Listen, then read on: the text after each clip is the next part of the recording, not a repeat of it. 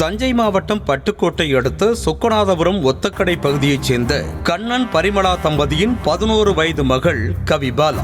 இவர் பள்ளத்தூர் அரசு மேல்நிலைப் பள்ளியில் 7ஆம் வகுப்பு படித்து வந்தார்.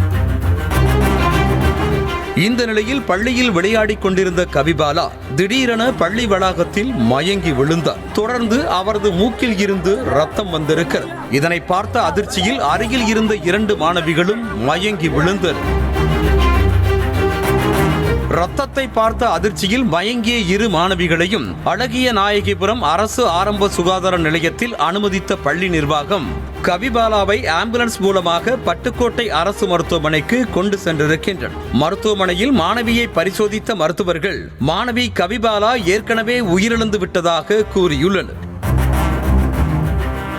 இதனையடுத்து பெற்றோருக்கு தகவல் அளிக்கப்பட்ட நிலையில் மருத்துவமனையில் குவிந்த மாணவியின் பெற்றோர் மற்றும் உறவினர்கள் கவிபாலாவின் உடலை பார்த்து கதறி துடித்து அழுதது காண்போரின் கண்களையும் கலங்க வைத்தது.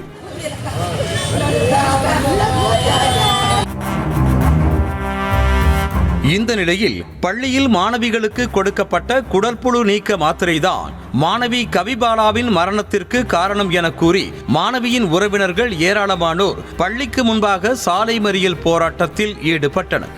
இதனையடுத்து போராட்டத்தில் ஈடுபட்டவர்களுடன் மாணவியின் மரணம் குறித்து நடவடிக்கை எடுக்கப்படும் என பேச்சுவார்த்தை நடத்திய சேதுபாவா சத்திரம் போலீசார் வழக்கு பதிவு செய்து விசாரித்து வருகின்றனர்.